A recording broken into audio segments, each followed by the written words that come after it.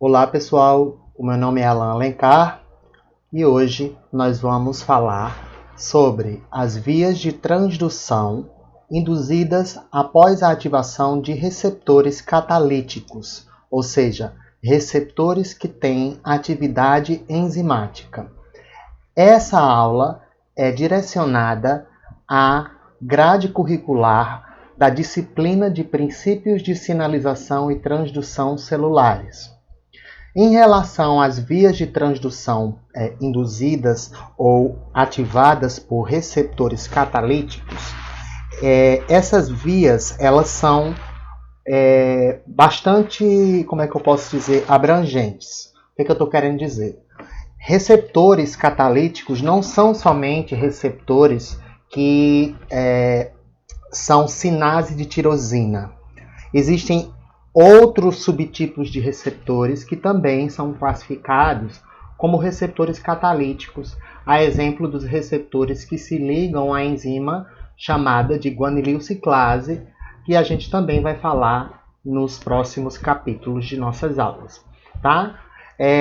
A partir de agora, a gente vai falar dos receptores sinase de tirosina, que são bastante importantes no contexto clínico de inúmeras condições que a gente vai falar no decorrer da nossa aula. E aí, já para adiantar, se a gente fala hoje de um receptor que tem uma atividade enzimática sinase, toda sinase promove fosforilação de seus substratos. Então, a gente já imagina que os receptores sinase de tirosina são receptores que fosforilam seus substratos no aminoácido tirosina. Geralmente, seus substratos são substratos proteicos. Em relação aos receptores sinase de tirosina, existe uma regra geral para que a gente possa introduzir essas moléculas, essas biomoléculas, que são receptores de superfície celular ligados diretamente a enzimas intracelulares, ou seja, esses receptores eles estão expressos na membrana da célula, tá? Eles têm um domínio extracelular, que geralmente é o domínio de ligação, um domínio membranar, transmembranar, que a gente vai falar mais na frente, e um domínio intracelular, que é um domínio catalítico, ou seja, um domínio enzimático. É justamente aqui onde a gente encontra o quê? A enzima sinase de tirosina. Esses receptores sinase de tirosina, como eu já falei, são receptores catalíticos, e dentre a família de receptores catalíticos, os receptores mais numerosos entre os catalíticos são os receptores sinase de tirosina. Existem também receptores, por exemplo, serina, treonina, sinase, ou seja, esses receptores eles são receptores que fosforilam aminoácidos serina e treonina, entendeu? Então, o que vai dar nome ao receptor sinase de tirosina ou sinase de serina e treonina vai ser qual aminoácido ele vai fosforilar, né, no seu substrato. Então, os receptores sinase de tirosina são os mais numerosos, tanto da família dos receptores catalíticos, que são sinases, quanto também da família dos receptores catalíticos como um todo. Então, a gente vê aqui uma representação esquemática, né, de, por exemplo, um fator de crescimento que se liga ao receptor na superfície da membrana, no lado extracelular, né, esse fator de crescimento, ao se ligar, acontece o quê? Uma dimerização, né, ativação do receptor após a formação desse dímero, e é justamente isso que a gente vai começar a falar para entender como que esses receptores eles desencadeiam a cascata de sinalização após a sua ativação. Então, esses receptores, pessoal, eles são muito importantes. Eles são receptores para a maioria dos fatores de crescimento. Fatores de crescimento esses, que são fatores de crescimento polipeptídicos, tá? Que são formados por sequências específicas de aminoácidos. Eles fosforilam seus substratos, como eu já falei, no aminoácido tirosina das suas proteínas-alvo. Tá? Então, por isso que eles são chamados de sinase de tirosina. Ok? Desempenham importantes funções na sinalização, principalmente no controle do crescimento e desenvolvimento celular. Tá?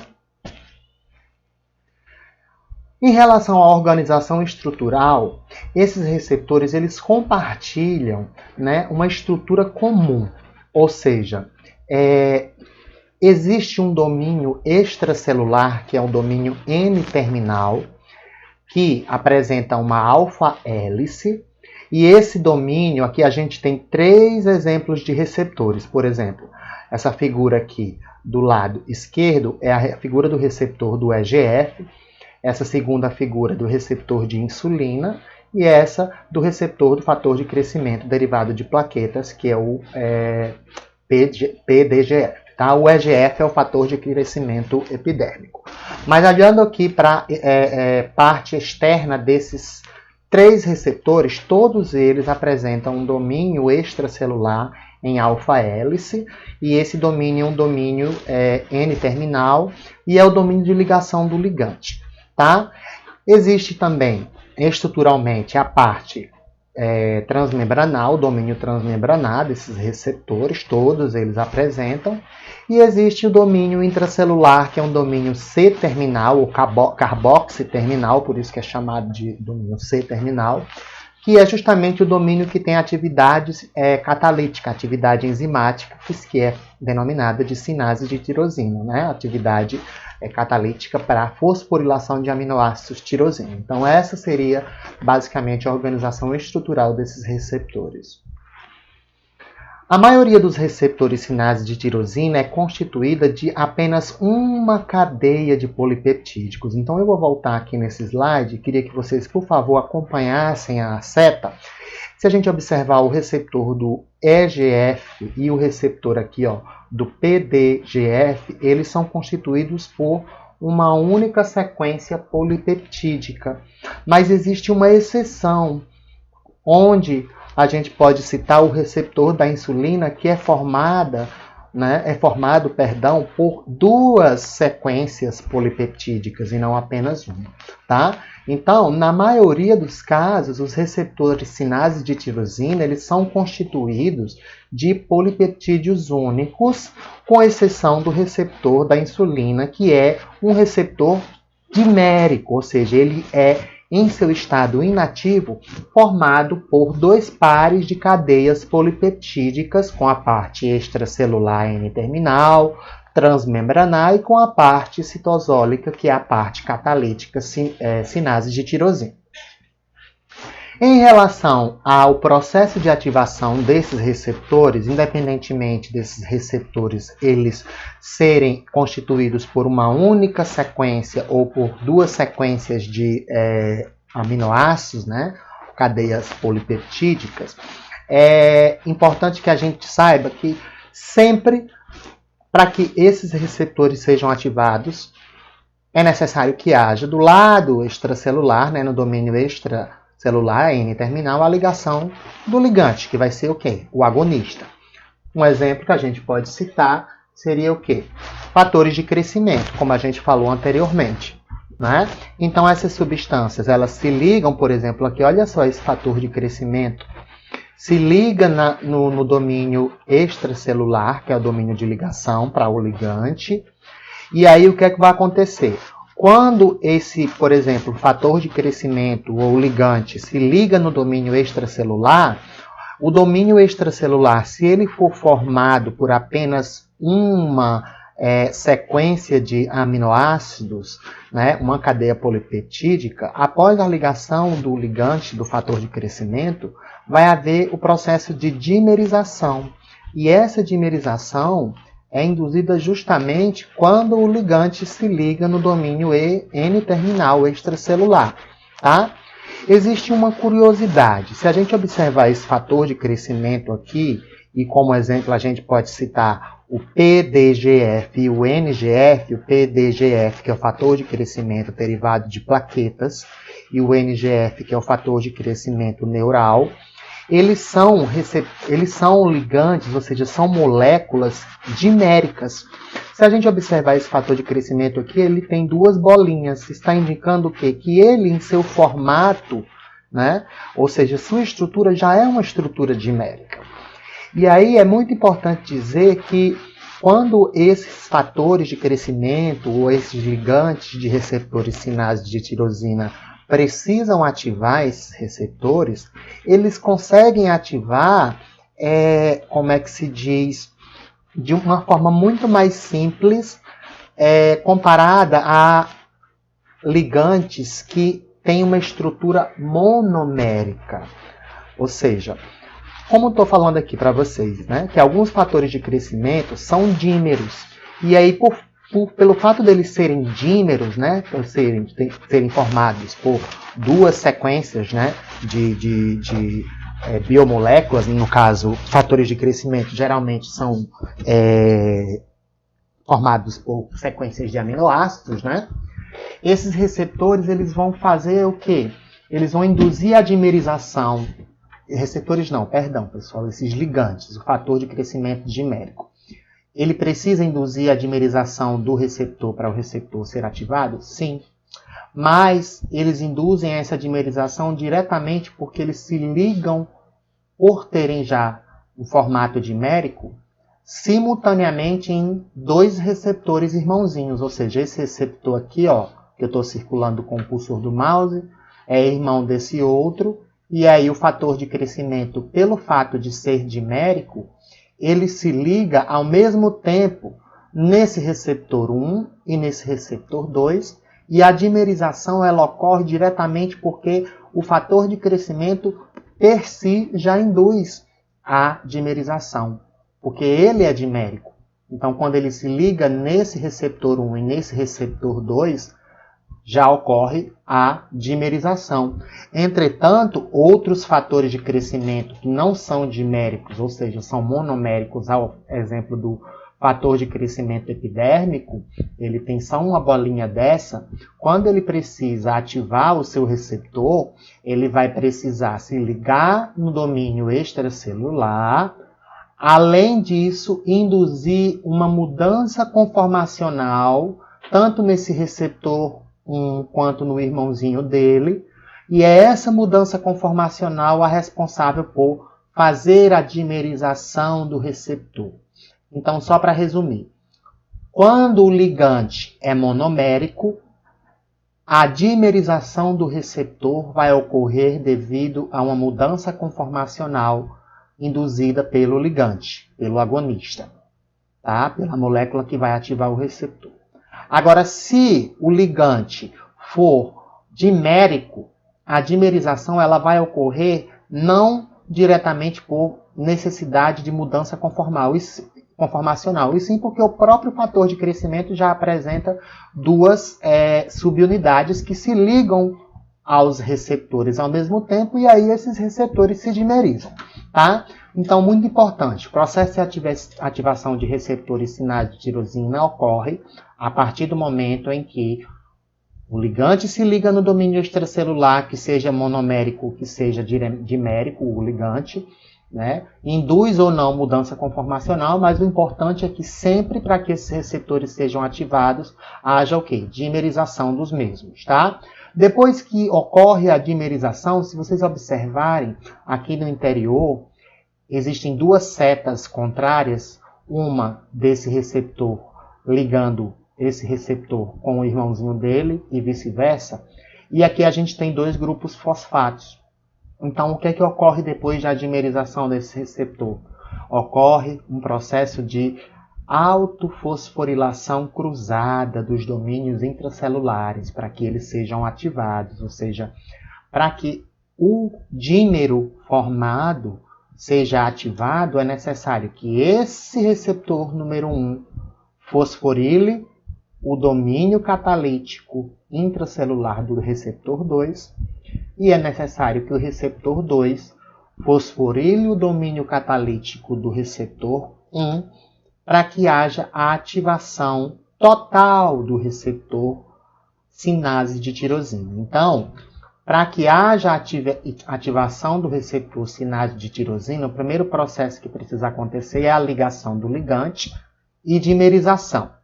Depois, autofosforilação dos domínios catalíticos, ou seja, um domínio do receptor 1 fosforilando o domínio catalítico do receptor 2 e vice-versa. Importância dessa autofosforilação, qual seria? A primeira, a fosforilação dos domínios catalíticos ocorre, como a gente já falou, no aminoácido tirosina. Então, a fosforilação da tirosina dentro do domínio catalítico do receptor aumenta a atividade desse receptor. Aumenta ao ponto dele conseguir ativar outras moléculas intracelulares e aí ele vai gerar uma cascata de sinalização. A fosforilação da tirosina também fora do domínio catalítico, porque tem tirosina dentro e também tem aminoácido tirosina fora do domínio catalítico. Cria sítios que atraem outras proteínas intracelulares.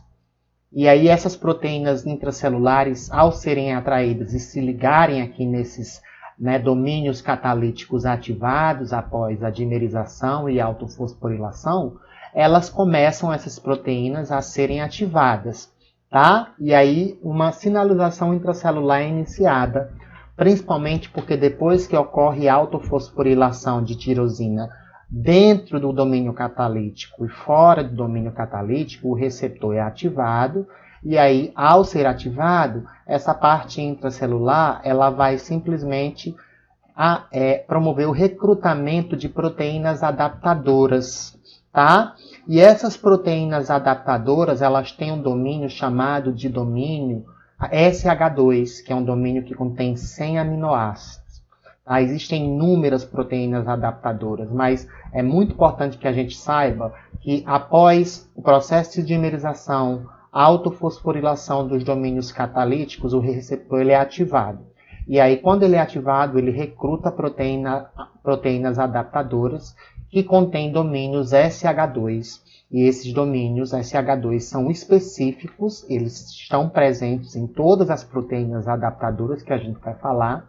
É um domínio que contém, ou são domínios que contêm geralmente 100 aminoácidos, tá, pessoal?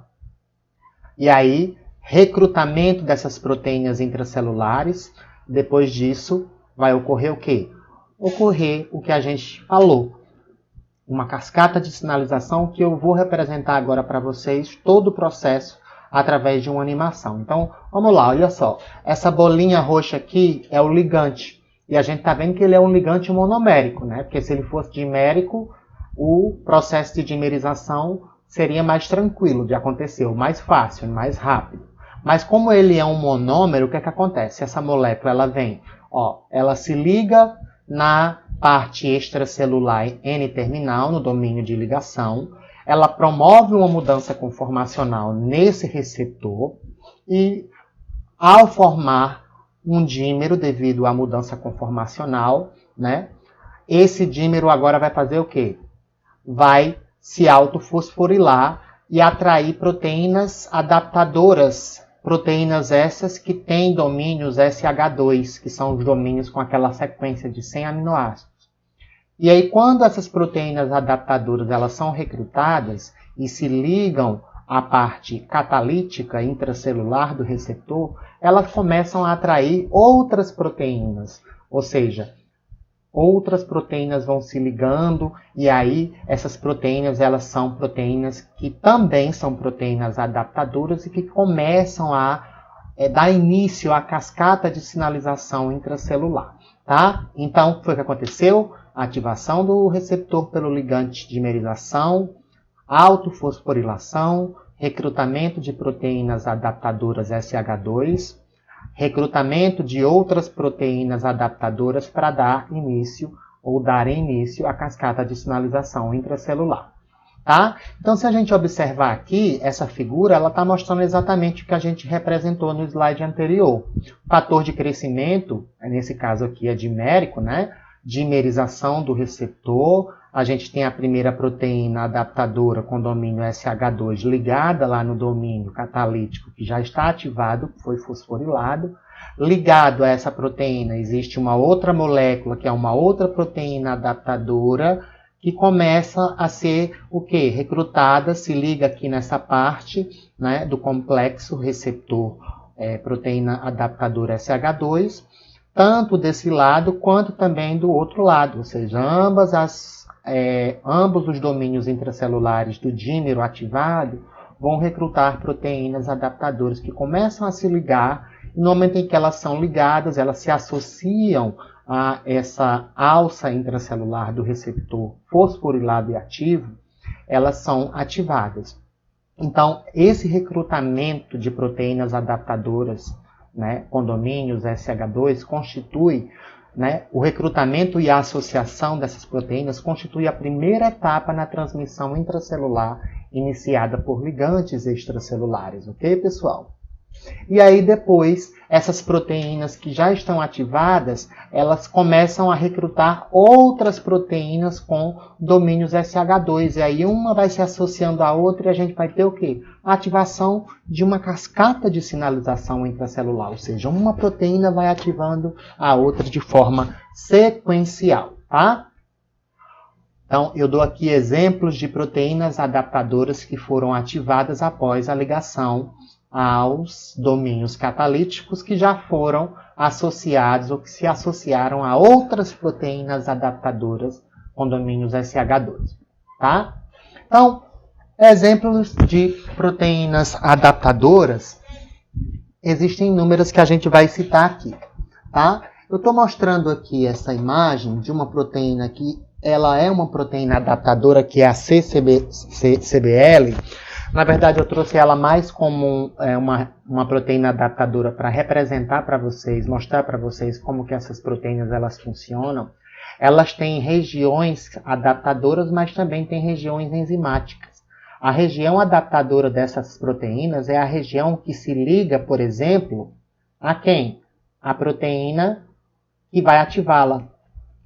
E a outra parte são as regiões com função enzimática. Então, essas proteínas adaptadoras, quando elas se ligam a outras proteínas que ativam-na, o que é que vai acontecer? Ela vai ser ativada e, ao ser ativada, ela tem domínios enzimáticos e esses domínios enzimáticos vão fosforilar, vão ativar outros substratos. E aí, uma cascata de sinalização começa a ocorrer. Um exemplo de proteína adaptadora bastante conhecida é a RAS, que recebe esse nome porque é uma proteína Rett Sarcoma Virus, né, uma proteína oncogênica que foi encontrada em vírus que causam sarcomas em ratos, né? Ela tem a função, ela não está presente somente em ratos, ela também está presente em humanos, em seres humanos. Então, ela tem a função de controlar, por exemplo, o crescimento e diferenciação celular. Geralmente, gente, esses receptores que têm atividade catalítica, sinais de tirosina, eles estão envolvidos em processo de proliferação, crescimento e sobrevida de células, tá? Nós temos também a fosfolipase C-gama, né? Fosfolipase que, ao ser classificada como uma fosfolipase C, ela vai, quem já viu aula de farmacodinâmica ou quem já teve, né, uma base, né, de biologia molecular falando de fosfolipase, ela vai simplesmente clivar um aminoácido, aliás, um fosfolipídio de membrana, convertendo-o em PIP2, o PIP2 vai ser convertido em diacilglicerol e IP3, e o cálcio intracelular vai aumentar. Então, esses receptores sinase de tirosina podem ativar também um tipo de fosfolipase que a gente chama de fosfolipase gama, diferente daquela fosfolipase C-beta, que é a fosfolipase C ativada por receptores acoplados à proteína G. Mas o que essa fosfolipase C-gama faz? A mesma coisa que a fosfolipase C-beta faz.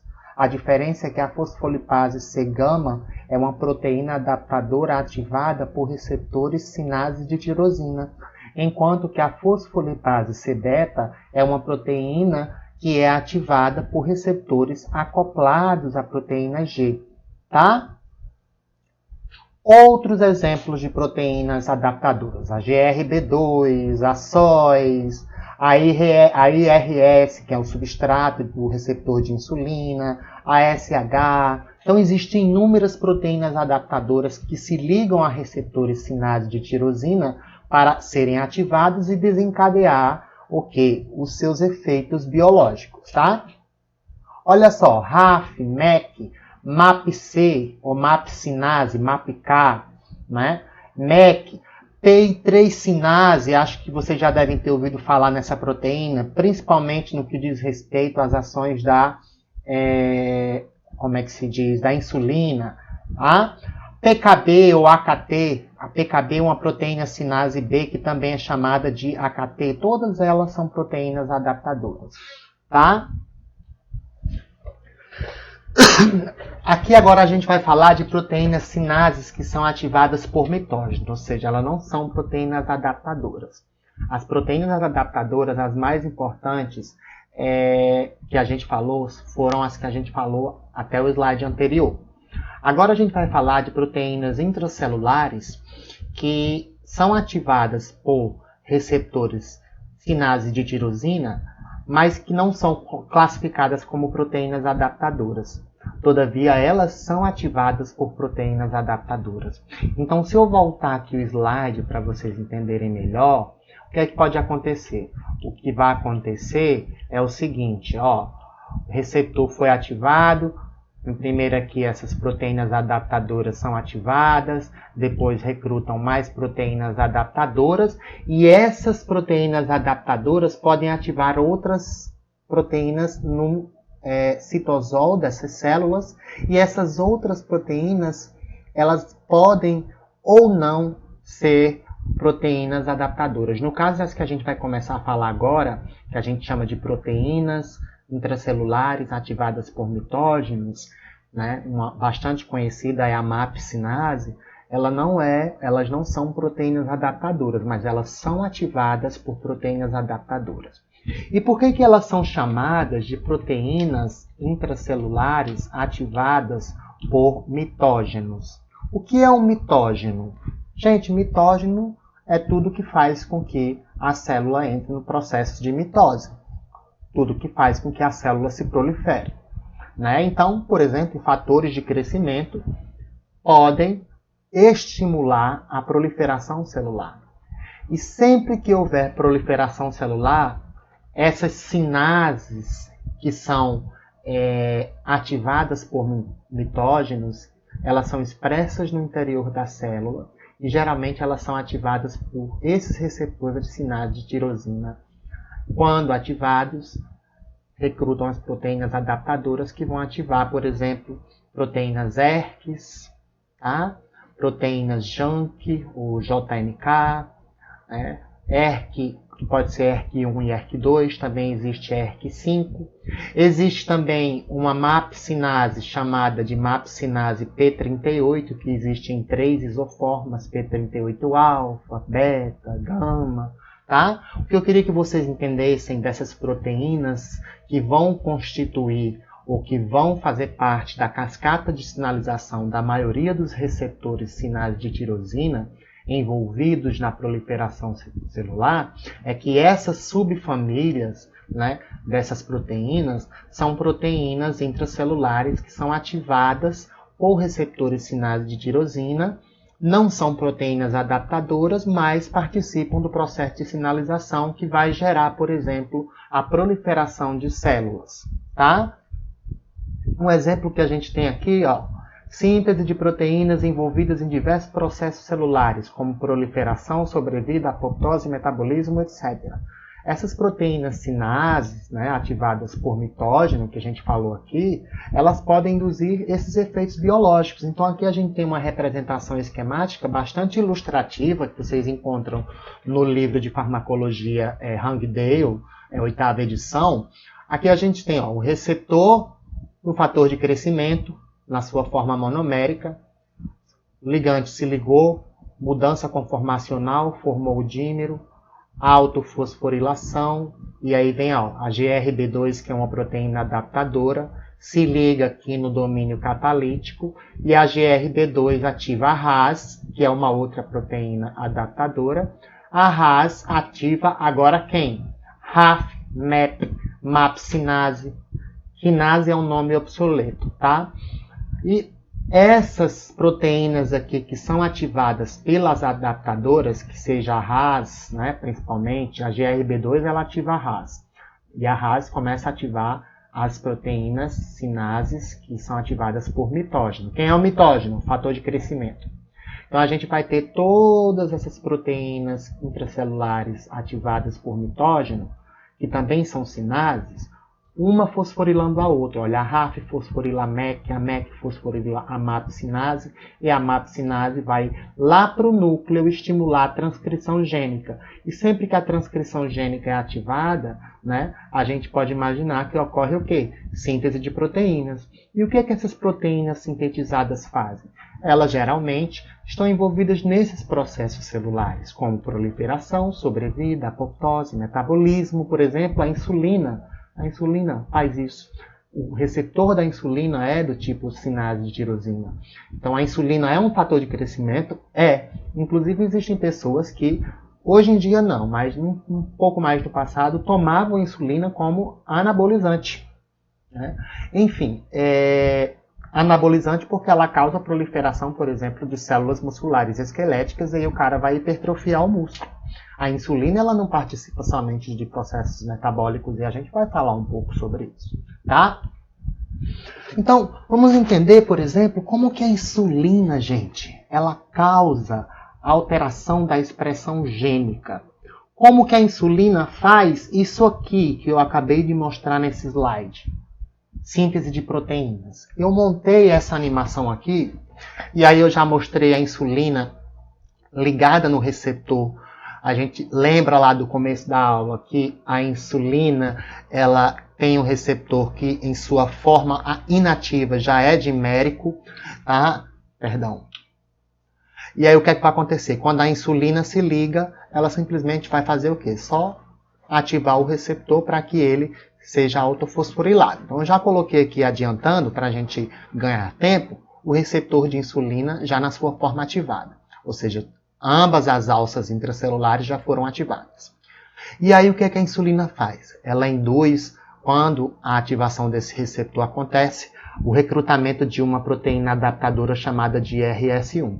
E aí RS1, quando ela passa por aqui, ó, fez esse caminho, ela é ativada por esse receptor sinase de tirosina através de fosforilação. Então a RS1, primeira etapa, né, na via de expressão gênica, por exemplo, regulada pela insulina. Fosforilação da IRS1. Então, essa fosforilação é induzida pelo receptor sinase de tirosina da insulina. Segunda fase, o domínio SH2 da proteína GRB2, que está aqui verdinha, se liga ao fosfato que está ligado na molécula da IRS1. Então, o que é que acontece? Primeira coisa, fosforilação e ativação da IRS1. Depois, a GRB2 se acopla a esse fosfato que está na IRS1. Quando a GRB2 se acopla nesse fosfato, ela é ativada. Após a ativação da GRB2, o que é que vai acontecer? A SOS ela é recrutada e ela se associa à GRB2 e é ativada pela GRB2. Então vamos lá, sequência de eventos. Receptor ativado, recrutamento e ativação por fosforilação da IRS1, acoplamento da GRB2 ao fosfato da IRS1, recrutamento da SOS que forma um complexo com a GRB2 e RS1 fosforilada, provocando agora o quê? Liberação dessa molécula de GDP que está nessa molécula aqui de RAS, nessa proteína RAS. Ela, na sua forma inativa, está acoplada a uma molécula de GDP. Só que quando a SOS se acopla a GRB2, a SOS aumenta a afinidade, tem a afinidade aumentada pela RAS. Aí a RAS faz o quê? Tcharam! Se acopla na SOS. Quando a RAS se acopla na SOS, o GDP, que é um nucleotídeo, ele sai e entra GTP. E aí, essa troca do GDP pelo GTP é o que faz com que essa RAS seja ativada. Tá? Então, olha só como a gente está observando. Está ocorrendo o quê? Uma cascata de sinalização. Se a gente olhar aqui para os eventos, ó, 1, 2, 3, é como se fosse um atrás do outro. Isso tudo aqui está formando um complexo proteico e uma coisa acontece de forma muito coordenada após a outra. A primeira delas foi o quê? A ativação da IRS1. Ativou IRS1, um montão de outras proteínas começam a ser ativadas. E aí o que é que vai acontecer quando a RAS, que trocou o GDP pelo GTP, se torna ativa? Ela simplesmente agora vai, a RAS, se ligar a uma proteína chamada de RAF1. E quando a RAF1 se liga à RAS ativa, a RAF1 é ativada. Após a ativação da RAF1, pessoal, o que é que vai acontecer? Essa RAF1 ela pode fosforilar agora uma proteína chamada de MEC. Então, gente, todas essas proteínas aqui que se acoplaram formando um enorme complexo, elas são proteínas adaptadoras. Essa MEC já não é proteína adaptadora. Essa MEC é aquela proteína sinase ativada por mitógeno que a gente falou anteriormente. Ela não vai se acoplar aqui. Ela simplesmente vai ser fosforilada pela RAF1. O que é que vai acontecer? Ela vai passar pela RAF1, pelo domínio catalítico, e vai ser fosforilada. E aí, por isso, que a gente diz que ela não é uma proteína adaptadora, ela é uma proteína ativada por mitógeno. E é uma sinase. E é sinase de tirosina também, porque vai fosforilar seus substratos nos aminoácidos de tirosina. E o que acontece quando a MEC é fosforilada pela RAF1 e é ativada? Acontece a ativação da MAP-sinase. Como é que a MAP-sinase é ativada? Quando ela passa lá no domínio catalítico da MEC, e também é fosforilada. A MAP-sinase fosforilada, ela é ativada. E quando ela é ativada, o que é que ela faz? Tcharam! Ela vai lá para o núcleo da célula e aí ela vai ativar a transcrição gênica. Ativando a transcrição gênica, vai haver síntese de proteínas com função de divisão celular. Então, a insulina ela pode regular a expressão de genes que causam a divisão celular, que causam a proliferação celular, que causam a sobrevida celular? Sim. Principalmente em músculos esqueléticos, tá? Mas qualquer célula que apresentar receptor de insulina vai fazer isso. Então não imaginem que a insulina ela causa apenas redução dos níveis plasmáticos de glicose, não. Ela também é um fator de crescimento. Nossa, sério? Isso. À toa que no passado ela era tomada de forma ilícita como anabolizante. Tá? Então, para a gente entender esses eventos, né, uma coisa vem ocorrendo atrás da outra, mas tudo finaliza quando ocorre a ativação da transcrição gênica e a síntese de proteínas com alguma função. E geralmente a função dessas proteínas é uma função proliferativa. E isso é muito importante também no contexto de quê? Do câncer. Paciente que tem câncer tem um aumento na expressão de receptores de fatores de crescimento. E aí, se esses receptores estão mais expressos, mais fatores de crescimento conseguem ativar esses receptores. Então, a gente vai ter uma maior proliferação celular.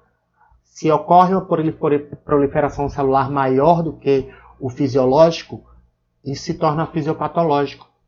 Então, tem mais células sendo formadas, isso pode gerar uma massa de célula que a gente chama de neoplasia, se for maligna. E isso pode gerar o câncer. Não é à toa que esses receptores, não o da insulina, mas, por exemplo, receptores para fatores de crescimento, como EGF, PDGF, né? Fator de crescimento neural, todos eles são receptores que são alvos de fármacos hoje, de medicamentos que são utilizados para o tratamento do câncer. Diferente da quimioterapia, que é aquela clássica, que é citotóxica. Os fármacos ou medicamentos quimioterápicos, eles não agem nesses receptores sinais de tirosina. Eles agem diretamente no DNA da célula cancerígena, destruindo esse DNA. E por isso que eles são citotóxicos. São citotóxicos por quê? Porque se destrói o DNA dessa célula, mata essa célula. Então, ao matar a célula, esses quimioterápicos têm uma ação citotóxica. Só que o problema é que os quimioterápicos citotóxicos, diferentemente dos fármacos que agem sobre os receptores sinais de tirosina, eles causam muitos efeitos adversos porque eles não são seletivos para o DNA das células do câncer. Eles também destroem o DNA de células que não são células do câncer, causando o quê? Queda de cabelo, xerostomia, que é a boca seca, enjoo, cefaleia e todos aqueles efeitos adversos que são realmente muito deletérios e observados em pacientes que passam por quimioterapia citotóxica. Via da hipoglicemia, vamos estudar a via da hipoglicemia induzida por quem? Insulina. O que a insulina faz? Ela capta glicose? Não, ela não capta a glicose, ela induz as células que expressam o seu receptor a captarem glicose. E como é que ela faz isso? Se ligando no seu receptor, sinase de tirosina, que já está ativo, mesmo substrato, mesma coisa. A IRS1 vai ser fosforilada pelo receptor, proteína adaptadora. Agora vai fazer o quê? Esse IRS1 vai fosforilar não a GRB2, que a gente falou na via de sinalização anterior, que é uma via, olha só, vamos voltar para o slide. Essa via é a via na qual a insulina vai aumentar a proliferação celular. E aí a gente tem proteínas como GRB2, SOS, RAS, tá? RAF1, MEC, MAP-sinase, todas elas envolvidas nesse processo.